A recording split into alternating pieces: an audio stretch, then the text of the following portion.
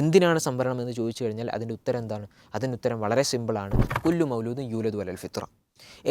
ഓരോ കുട്ടിയും ജനിക്കുന്നത് ഫിത്രത്തിലാണ്, ശുദ്ധ പ്രകൃതിയിലാണ്. അവന് ശൂദ്രനായിട്ടോ വൈശ്യനായിട്ടോ അല്ലെങ്കിൽ ഏതെങ്കിലും ക്ഷത്രിയനായിട്ടോ ബ്രാഹ്മണനായിട്ടോ അങ്ങനെയല്ല ജനിക്കുന്നത്. അസ്സലാമു അലൈക്കും വറഹ്മത്തുള്ളാഹി. അൽഹംദുലില്ലാഹ് അസ്സലാത്തു വസ്സലാമു അലാ റസൂലില്ലാഹ്. കഴിഞ്ഞ ദിവസം കേരളത്തിൽ മലയാള മനോരമ സംഘടിപ്പിച്ച ഒരു പ്രോഗ്രാം നടന്നിരുന്നു. ആ പ്രോഗ്രാമിൽ സംവരണമായിരുന്നു വിഷയം. സാമൂഹിക സംവരണവുമായി ബന്ധപ്പെട്ടുകൊണ്ട് അന്ന് വലിയ ചർച്ചകൾ നടക്കുകയാണ്. സംവരണത്തെ അനുകൂലിക്കുന്ന ആളുകളും സംവരണത്തോട് വിരക്തിയുള്ള ആളുകളും ഒക്കെ അവിടെ ഉണ്ടായിരുന്നു. അതിനോട് അത് പറ്റില്ല എന്ന് പറയുന്ന ആളുകളും സംവരണം എന്നുള്ളത് മാറ്റണം എന്ന് പറയുന്ന ആൾക്കാരൊക്കെ അവിടെ ഉണ്ടായിരുന്നു. അപ്പോൾ ആ ചർച്ച നടക്കുന്ന സമയത്ത് അവസാന സമയത്തേക്ക് എത്തുകയാണ്. അങ്ങനെ അവിടെ സംവരണത്തെ എതിർക്കുന്ന അല്ലെങ്കിൽ സംവരണം എന്നുള്ളത് മാറ്റി സാമ്പത്തിക സംവരണത്തിലേക്കൊക്കെ വേണം, അതിലേക്ക് പോകണം എന്ന് പറയുന്നൊരു വ്യക്തി, കേരളത്തിൽ എക്സ്ട്രീം വലതുപക്ഷത്ത് നിൽക്കുന്ന ഒരാൾ, ഒരുപക്ഷെ ഫലസ്തീനിൽ നടക്കുന്ന വംശഹത്യയടക്കം ന്യായീകരിക്കുന്ന, കേരളത്തിൽ സംഘപരിവാറിൻ്റെ നറേറ്റീവുകൾ അത് TV ചാനലുകളിലൂടെ പുഷ് ചെയ്യുന്ന ഒരാൾ. അദ്ദേഹം അവസാന സമയത്ത് എത്തിയപ്പോൾ അദ്ദേഹത്തിന് അനുവദിച്ച 3 മിനിറ്റ് സമയം അത് കഴിഞ്ഞ് അദ്ദേഹം വീണ്ടും സംസാരിക്കുകയാണ്. അപ്പോൾ ആ സമയത്ത് മോഡറേറ്റർ ഇടപെടുകയാണ്. നിങ്ങളുടെ സമയം കഴിഞ്ഞിരിക്കുന്നു എന്ന് പറയുന്ന സമയത്ത് അദ്ദേഹം പറഞ്ഞെന്താണെന്ന് വെച്ച് കഴിഞ്ഞാൽ, ഞാൻ സമയമാണ് ആവശ്യപ്പെട്ടത്, സംവരണമല്ല എന്നാണ്. എന്ന് പറഞ്ഞു കഴിഞ്ഞാൽ ഞാൻ എൻ്റെ സമയം ആണ് ആവശ്യപ്പെട്ടത്, സംവരണമല്ല. സംവരണം എന്ന് പറഞ്ഞു കഴിഞ്ഞാൽ അത് എന്തോ അനധികൃതമായി അല്ലെങ്കിൽ അനർഹമായി നമ്മൾ ചോദിക്കുന്ന എന്തോ ഒരു സംഗതിയാണ് എന്ന് പറഞ്ഞുകൊണ്ട് അവിടെ ഒരു നെറേറ്റീവ് ഉണ്ടാക്കിയെടുക്കാനാണ് അദ്ദേഹം ശ്രമിച്ചത്. ഞാനിതിവിടെ പറഞ്ഞെന്താണെന്ന് വെച്ച് കഴിഞ്ഞാൽ, സംവരണവുമായി ബന്ധപ്പെട്ടുകൊണ്ട് റിസർവേഷൻ എന്നുള്ളത് പല ആളുകളെ സംബന്ധിച്ചിടത്തോളം നമ്മളൊക്കെ കേട്ടിട്ടുള്ളത്, ഒരുപക്ഷെ നമ്മൾ ഏതെങ്കിലും എൻട്രൻസ് പരീക്ഷകൾ എഴുതുന്ന സമയത്ത് അതിൻ്റെ റിസൾട്ട് വരുമ്പം അതിൽ നമ്മൾ ഒരു കോളേജിലേക്ക് അഡ്മിഷൻ എടുക്കാൻ പോകുമ്പം അല്ലെങ്കിൽ ചില ഗവൺമെൻറ് ജോലികളുമായി ബന്ധപ്പെട്ടുകൊണ്ട് ഇങ്ങനെയൊക്കെ ആയിരിക്കും. അല്ലെങ്കിൽ തെരഞ്ഞെടുപ്പ് കാലം ആണ് വരാൻ പോകുന്നത്, അവിടെ ചില സീറ്റുകൾ ചില നിയോജക മണ്ഡലങ്ങൾ അത് സംവരണം ചെയ്യപ്പെട്ട മണ്ഡലങ്ങളായിരിക്കും. അപ്പോൾ അങ്ങനെയുള്ള സംവരണം എന്നുള്ളത് നമ്മൾ അങ്ങനെയാണ് കേട്ടിട്ടുള്ളത്. അത് പലതരത്തിലുള്ള സംവരണം ഉണ്ടാകും. ജാതി സംവരണം നമ്മൾ കേട്ടിട്ടുണ്ട്, അതേപോലെ തന്നെ ലിംഗസംവരണം നമ്മൾ കേട്ടിട്ടുണ്ട്. ലിംഗസംവരണം എന്ന് പറഞ്ഞു കഴിഞ്ഞാൽ ഇപ്പോൾ ബസ്സിൽ നമ്മൾ യാത്ര ചെയ്യുന്ന സമയത്ത് സ്ത്രീകൾക്ക് മാത്രം ഇരിക്കാൻ പറ്റുന്ന അല്ലെങ്കിൽ സ്ത്രീകൾക്ക് മാത്രമായി റിസർവ് ചെയ്യപ്പെട്ട സീറ്റുകൾ നമുക്ക് കാണാൻ പറ്റും. അതെന്താ സ്ത്രീകൾക്ക് മാത്രം, എന്താ പുരുഷന്മാർക്കില്ലേ എന്ന ചോദ്യത്തിന് പ്രസക്തിയില്ല. കാരണം അവിടെ സ്ത്രീകൾക്ക് അവരുടെ മസിൽ പവറുമായി ബന്ധപ്പെട്ടുകൊണ്ട് അവർക്ക് ശാരീരികമായി ഉണ്ടാകുന്ന മാറ്റങ്ങളെയൊക്കെ കൺസിഡർ ചെയ്തുകൊണ്ട് അതിനെയൊക്കെ ഉൾക്കൊണ്ടുകൊണ്ടാണ് യഥാർത്ഥത്തിൽ അങ്ങനെ ഒരു റിസർവേഷൻ അവിടെ കൊടുക്കുന്നത്.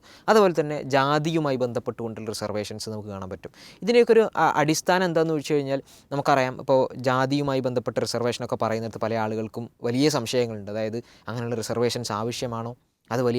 അതെന്താണ്, അതൊരു അനീതിയല്ലേ?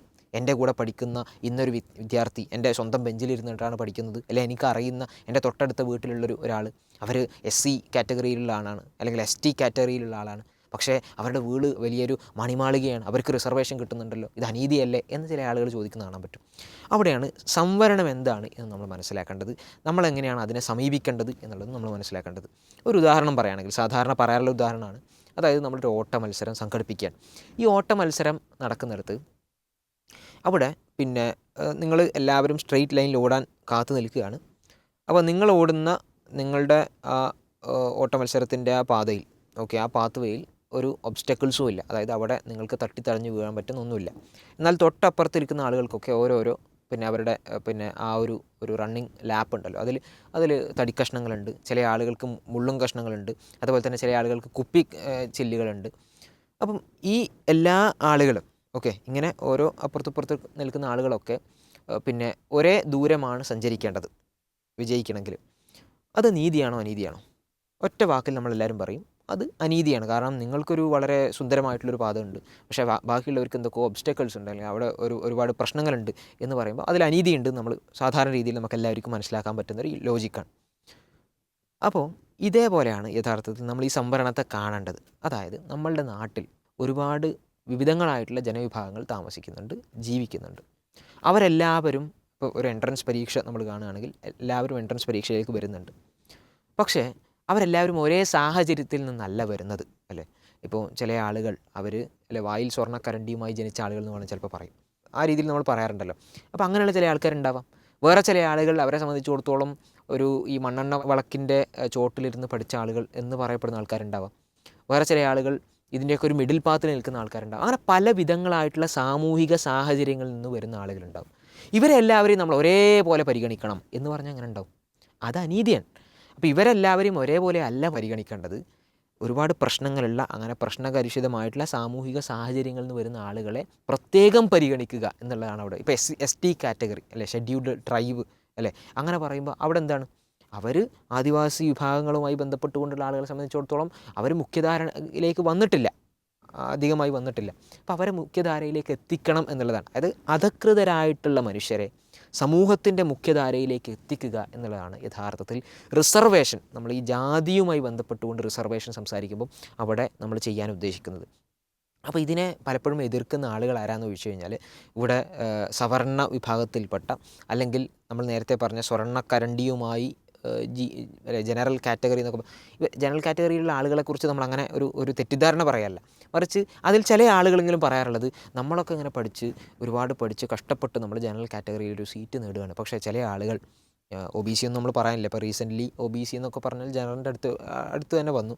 ചില SC ST കാറ്റഗറിയിലുള്ള ആളുകൾ നമ്മളെപ്പോലെ പഠിക്കാതെ എന്നാൽ കുറഞ്ഞ മാർക്കോടുകൂടി അവർ ജയിക്കുന്നു, നമ്മളെക്കാൾ വളരെ ചെറിയ മാർക്ക് അവർ കിട്ടുന്നു, പക്ഷേ അവർ ഉന്നതമായിട്ടുള്ള കോളേജുകളിലേക്ക് അവർക്ക് അഡ്മിഷൻ നേടാൻ പറ്റുന്നു എന്നൊക്കെ പറയുമ്പോൾ അവർ പറയാറുള്ള ഒരു വിഷയം ഇതാണ്. അതായത് എന്താണ് ഇവിടെ എന്താണ് സംഭവിക്കുന്നത്, പഠിപ്പിനൊന്നും കാര്യമില്ല. അവിടെയാണ് നമ്മൾ മനസ്സിലാക്കേണ്ടത്, സംവരണം എന്നുള്ളത് ഒരു സമൂഹത്തിൻ്റെ പരിച്ഛേദം നോക്കൂ. ഇവിടെ ജനറൽ കാറ്റഗറി അല്ലെങ്കിൽ സവർണ വിഭാഗം എന്ന് പറഞ്ഞാൽ വളരെ ചുരുക്കമാണ് നമ്മുടെ സൊസൈറ്റിയിൽ. എന്നാൽ നമ്മളുടെ ഭരണ സംവിധാനങ്ങൾ, അതുപോലെ തന്നെ ഇവിടെയുള്ള ഏറ്റവും വലിയ മൾട്ടിനാഷണൽ കമ്പനികൾ നോക്കിക്കഴിഞ്ഞാൽ, കോടതികൾ നോക്കിക്കഴിഞ്ഞാൽ, അതുപോലെ തന്നെ നമ്മുടെ ഇവിടെയുള്ള ഭരണകർത്താക്കളെ നോക്കിക്കഴിഞ്ഞാൽ, മന്ത്രിമാരെ നോക്കിക്കഴിഞ്ഞാൽ, അതിലൊക്കെ ഈ സവർണ വിഭാഗത്തിൽപ്പെട്ട ആളുകൾ അവരെ കൂടുതലായി നമുക്ക് കാണാൻ പറ്റും. അതായത് അവർ എത്ര പ്രൊപ്പോർഷനിലാണ് ഉള്ളത്, നിങ്ങളുടെ സൊസൈറ്റിയിൽ ഒരു 100% ഒരു 10% വരുന്ന ആളുകളാണ് ഒരു സൊസൈറ്റി എങ്കിൽ, ആ സൊസൈറ്റിയിൽ നിന്ന് ആ സവർണ വിഭാഗത്തിൽപ്പെട്ട ആളുകളായിരിക്കും ഒരുപക്ഷെ 22 മന്ത്രിമാരുണ്ടെങ്കിൽ അതിൽ 14 പേരും ആ വിഭാഗത്തിൽപ്പെട്ട ആളുകളായിരിക്കും.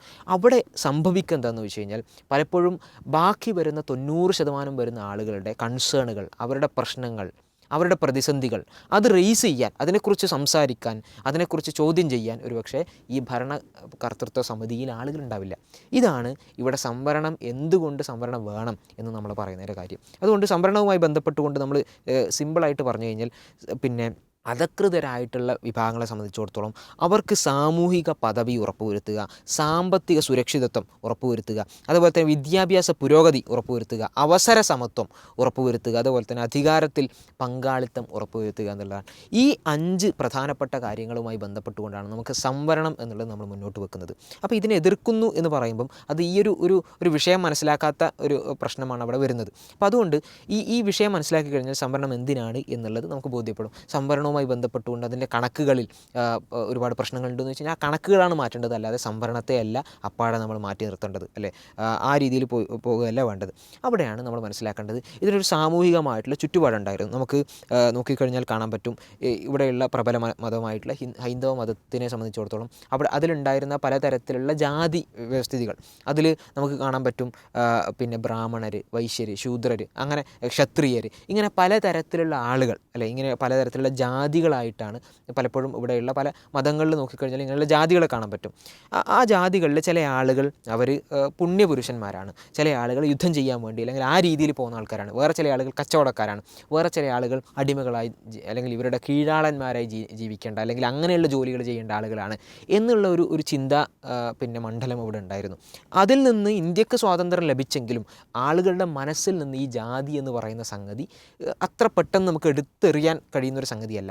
അവിടെയാണ് അത്തരത്തിൽ അധകൃതരായിട്ടുള്ള താഴെത്തട്ടിൽ നിൽക്കുന്ന ജനങ്ങളെ മുന്നോട്ട് കൊണ്ടുവരിക എന്നുള്ളതിൻ്റെ ഭാഗമായിട്ടാണ് റിസർവേഷൻസ് കൊണ്ടുവരുന്നത്. ഇപ്പോൾ എല്ലാ മതങ്ങളിലും അങ്ങനെ ഉണ്ടോയെന്ന് വെച്ച് കഴിഞ്ഞാൽ ഇപ്പോൾ ഇസ്ലാം മതത്തിൻ്റെ കാര്യം എടുത്തു നോക്കുക, നിങ്ങൾ പരിശോധിച്ച് നോക്കൂ. ഇസ്ലാം മതത്തെ സംബന്ധിച്ചിടത്തോളം കുല്ലു മൗലൂദും യൂലദു അലൽ ഫിത്ര, ഓരോ കുട്ടിയും ജനിക്കുന്നത് ഫിത്രത്തിലാണ്, ശുദ്ധ പ്രകൃതിയിലാണ്. അവന് ശൂദ്രനായിട്ടോ വൈശ്യനായിട്ടോ അല്ലെങ്കിൽ ഏതെങ്കിലും ക്ഷത്രിയനായിട്ടോ ബ്രാഹ്മണനായിട്ടോ അങ്ങനെയല്ല ജനിക്കുന്നത്. അങ്ങനെ ഏതെങ്കിലും ഒരു കാറ്റഗറിയിലേക്ക് ജനിച്ച് വീഴുകയല്ല. എല്ലാവരും ശുദ്ധ പ്രകൃതിയിലാണ് ജനിക്കുന്നത്. അവരേത് മതത്തിലായിക്കോട്ടെ, ഏത് ജാതിയിലായിക്കോട്ടെ, നിങ്ങളീ പറയുന്ന ഏത് മതത്തിലും ഏത് ജാതിയിലും ഏത് നിറത്തിലും ആയിക്കോട്ടെ, എല്ലാവരും ശുദ്ധ പ്രകൃതിയിലാണ് ജീവിക്കുന്നത്.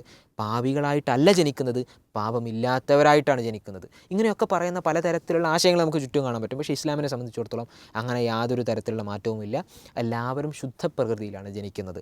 മാത്രമല്ല നമുക്കറിയാം, എല്ലാ മനുഷ്യരെയും പടച്ചവൻ ആദരിച്ചിരിക്കുന്നു എന്ന് നമുക്ക് കാണാൻ പറ്റും. പറ്റും. വലക്കത് കറംന ബനി ആദം, ബനി ആദത്തെ, ആദം സന്തതികളെ നാം ആദരിച്ചിരിക്കുന്നു എന്ന് കാണാൻ പറ്റും. എന്ന് പറഞ്ഞു കഴിഞ്ഞാൽ ആദം സന്തതി എന്ന് പറഞ്ഞാൽ അവിടെ ഏതെങ്കിലും രീതിയിൽ ജാതിയുടെ പേരിലോ മതത്തിൻ്റെ പേരിലോ അങ്ങനെ ഒരു വേർതിരിവല്ല ഉള്ളത്. എല്ലാവരും മനുഷ്യരെന്നുള്ള നിലയ്ക്ക് എല്ലാവരും ആദരിച്ചിരിക്കുന്നു.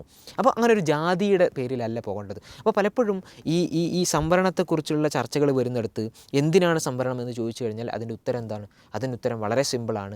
നമ്മുടെ സമൂഹത്തിൽ പിന്നോക്കമുണ്ടായിരുന്ന ചില ജനവിഭാഗങ്ങളുണ്ടായിരുന്നു. ഇത് നമ്മൾ നേരത്തെ പറഞ്ഞതുപോലെ നമ്മുടെ ബെഞ്ചിൽ തൊട്ടടുത്തിരിക്കുന്ന ആളുകൾ അവർ SC/ST ആണ്, പക്ഷേ അവർക്ക് വലിയ മണിമാളികളുണ്ടല്ലോ എന്ന് ചോദിച്ചു കഴിഞ്ഞാൽ അങ്ങനെയല്ല നമ്മൾ കണക്കൂട്ടുക. നമ്മൾ കണക്കുകളിലേക്ക് പോവുക. കണക്കുകളിലേക്ക് പോയി കഴിഞ്ഞാൽ ഇപ്പോൾ പോലും നമുക്ക് വളരെ ഞെട്ടിക്കുന്ന കണക്കുകൾ കാണാൻ പറ്റും. ഇപ്പോൾ കേരളത്തിൽ തന്നെ പിന്നെ centre for low and policy research നടത്തിയ ഒരു പഠനത്തിൽ കാണാൻ പറ്റുന്നത് വെച്ച് കഴിഞ്ഞാൽ കേരളത്തിൽ ദളിത് സ്ത്രീകളുമായി ബന്ധപ്പെട്ടുകൊണ്ട് അവർ നടത്തിയൊരു പഠനത്തിൽ കാണാൻ പറ്റുന്നത് എന്താണെന്ന് ചോദിച്ചു കഴിഞ്ഞാൽ 17% ദളിത് പെൺകുട്ടികൾ അവർക്ക് കേരളത്തിലുള്ള പ്രൈമറി സ്കൂളുകളിൽ വിവേചനം നേരിടുന്നു. 17% പെൺകുട്ടികൾ. ഹൈസ്കൂളുകളിലേക്ക് എത്തുമ്പോൾ അത് 39%. ഇനി അത് കോളേജ് തലത്തിലേക്ക് എത്തുമ്പോൾ 42%. നമ്മൾ ജനിച്ച നമ്മൾ ഇന്ന ഒരു മാതാപിതാക്കൾക്ക് ജനിച്ചു, അല്ലെങ്കിൽ ഇന്ന ഒരു ജാതിയിൽ, സോക്കോൾഡ് ജാതിയിൽ ജനിച്ചു എന്നുള്ളതിൻ്റെ പേരിൽ മാത്രം, അല്ലെങ്കിൽ അങ്ങനെ ഒരു നിറത്തിൽ നമ്മൾ ജനിച്ചു എന്നുള്ളതിൻ്റെ പേരിൽ മാത്രം നമ്മൾ വിവേചനം നേരിടുക എന്ന് പറഞ്ഞു കഴിഞ്ഞാൽ അത് എത്ര വലിയ ഒരു പാതകമാണ് ആ ചെയ്യുന്ന ആളുകൾ ചെയ്യുന്നത്. അപ്പോൾ ആ രീതിയിൽ കേരളത്തിൽ അങ്ങനെയുള്ള വിവേചനമുണ്ട് എന്നുള്ളതാണ് കാണാൻ പറ്റും. ദളിത് ക്രിസ്ത്യൻസുമായി ബന്ധപ്പെട്ടുകൊണ്ടുള്ള മറ്റൊരു പഠനത്തിൽ നമുക്ക് കാണാൻ പറ്റും. 40-ലധികം കോളേജുകൾ, ക്രിസ്ത്യൻ എയ്ഡഡ് കോളേജുകളുണ്ട്. അതിലൊന്നിൽ പോലും ഒരു അധ്യാപിക പോയിട്ടൊരു തൂപ്പ് ജോലി എടുക്കുന്ന ആ ജോലി പോലും എടുക്കുന്ന തരത്തിൽ ദളിത് ക്രിസ്ത്യാനികളെ കാണാൻ പറ്റില്ല എന്നുള്ള പഠനങ്ങൾ വേറെ കാണാൻ പറ്റും. ഇങ്ങനെ ഇപ്പം നരേന്ദ്രൻ കമ്മീഷൻ പിന്നെ അവർ പുറത്തുവിട്ട പഠനങ്ങൾ നമുക്ക് കാണാൻ പറ്റും. OBC, SC/ST പോലെയുള്ള വിഭാഗങ്ങളിൽപ്പെട്ട ആളുകൾക്ക് വേണ്ടി സംവരണം ഏർപ്പെടുത്തിയിട്ട് പോലും ആ സീറ്റുകളിലേക്ക് അവർ എത്തിച്ചേരുന്നില്ല എന്ന് കാണാൻ പറ്റും. അതുപോലെ തന്നെ ഇന്ത്യയിലെ മുസ്ലിങ്ങളെക്കുറിച്ച് പഠിക്കാൻ മൻമോഹൻ സിംഗിൻ്റെ കാലത്ത് പിന്നെ ഏർപ്പാടാക്കിയ ജസ്റ്റിസ് സച്ചാർ കമ്മീഷൻ, അല്ലേ, സച്ചാർ കമ്മീഷൻ നമ്മൾ കേട്ടിട്ടുണ്ടാവും. അതിൽ പറയുന്നത് ഇന്ത്യയിലെ മുസ്ലിങ്ങളെന്ന് പറഞ്ഞു കഴിഞ്ഞാൽ പിന്നോക്കക്കാരാണെന്നാണ്. അപ്പോൾ നമ്മൾ ഒരുപക്ഷെ കേരളത്തിലുള്ള മുസ്ലിങ്ങളെക്കുറിച്ച് നമ്മൾ തൊട്ടടുത്ത ബെഞ്ചിലുള്ള SC/ST ചിന്തിക്കുന്നത് പോലെ തന്നെ കേരളത്തിലുള്ള മുസ്ലിങ്ങളെക്കുറിച്ച് ചിന്തിച്ചിട്ട് ഇന്ത്യയിലെ മുസ്ലിങ്ങളെല്ലാവരും അങ്ങനെ വളരെ പിന്നെ ആ രീതിയിൽ ജീവിക്കുന്നു എന്ന് കാണാൻ പറ്റില്ല. കാരണം കേരളത്തിൽ പ്രത്യേക സാഹചര്യമുണ്ട്, ഗൾഫ് മണിയുടെ വിഷയമുണ്ട്. അതേസമയം ഇന്ത്യയിലെ മുസ്ലിങ്ങൾ എന്ന് പറഞ്ഞു കഴിഞ്ഞാൽ ആ രീതിയിൽ പിന്നോക്കക്കാരെന്നാണ് പറയുന്നത്. അപ്പോൾ അത്രയും ഒരു വിവേചനം നേരിടുന്ന ഒരു വ്യവസ്ഥിതിയിൽ സംവരണം എന്നുള്ളത് ആവശ്യമാണ്. എപ്പോഴാണ് സംവരണം ഇല്ലാതാക്കുന്നത്? അത് ആ വിവേചനം എപ്പോൾ ഇല്ലാതാകുന്നുവോ അന്ന് സംവരണവും ഇല്ലാതാക്കും. അതുകൊണ്ട് ഈ സംവരണവുമായി ബന്ധപ്പെട്ടുകൊണ്ട് നമ്മൾ മറക്കാൻ പാടില്ലാത്തൊരു പേരാണ് ഡോക്ടർ BR അംബേദ്കർ. അദ്ദേഹവുമായി ബന്ധപ്പെട്ടൊരു ചർച്ചയിലാണ് ഞാൻ നേരത്തെ ആദ്യം കോട്ട് ചെയ്തിട്ടുള്ളൊരു വിഷയം ഉണ്ടായിട്ടുള്ളത്. അദ്ദേഹം 1947 മുസ്ലിം ലീഗിൻ്റെ പിന്തുണയോടുകൂടിയാണ് ഭരണഘടനാ സമിതിയിലേക്ക് അദ്ദേഹം എത്തുന്നത്. അന്ന് അദ്ദേഹത്തെ സംബന്ധിച്ചിടത്തോളം ഇസ്ലാമുമായി ബന്ധപ്പെട്ടുകൊണ്ട് അദ്ദേഹത്തിന് ഒരുപാട് വീക്ഷണ വ്യത്യാസങ്ങളുണ്ട്. അപ്പോൾ സുജൂദ് ചെയ്യുക, മുസ്ലിങ്ങൾ സുജൂദ് ചെയ്യുന്നു എന്ന് പറഞ്ഞു കഴിഞ്ഞാൽ അതൊരു സബ്ജുഗേഷനാണ് എന്നാണ് അദ്ദേഹം പറഞ്ഞത്. അത് നമ്മൾ എന്ന് പറയുന്ന ഒരു വ്യക്തി എന്ന് പറയുമ്പോൾ നമ്മളുടെ ഒരു ഡിഗ്നിറ്റി ഉണ്ടല്ലോ, നമ്മളുടെ ആ ഒരു ആത്മാഭിമാനത്തെ നമ്മൾ പണയപ്പെടുത്തുകയാണെന്നുള്ളതാണ് അദ്ദേഹത്തിൻ്റെ വീക്ഷണം. അത് അദ്ദേഹത്തിൻ്റെ വീക്ഷണമാണ്. അംബേദ്കർ പറഞ്ഞിട്ടുള്ള ആശയങ്ങൾ നമ്മൾ അദ്ദേഹത്തിൻ്റെ സംവരണവുമായി ബന്ധപ്പെട്ടുകൊണ്ട്, അല്ലെങ്കിൽ സാമൂഹ്യ നീതിയുമായി ബന്ധപ്പെട്ടുകൊണ്ടുള്ള ആശയങ്ങൾ നമ്മൾ സ്വീകരിക്കുന്നു എന്ന് പറയുമ്പോൾ അത് അദ്ദേഹം പറഞ്ഞ എല്ലാ കാര്യങ്ങളും നമ്മൾ സ്വീകരിക്കുന്നു എന്നുള്ളതല്ല. അദ്ദേഹത്തിന് വിമർശനങ്ങൾ പറയാനുള്ള അധികാരമുണ്ട്, അവകാശമുണ്ട്. അദ്ദേഹം വിമർശനങ്ങൾ പറഞ്ഞിട്ടുണ്ട്. ആ വിമർശനങ്ങൾക്ക് നമ്മൾക്ക് മറുപടിയുണ്ട്. നമ്മളെ സംബന്ധിച്ചിടത്തോളം പടച്ച തമ്പുരാനായിട്ടുള്ള പടച്ചവനാണ്, ആ പടച്ചവനാണ് നമ്മൾ സൃഷ്ടിച്ചത്. ആ പടച്ചവനെ ആരാധിക്കുക എന്നുള്ളതാണ് നമ്മുടെ ലക്ഷ്യം.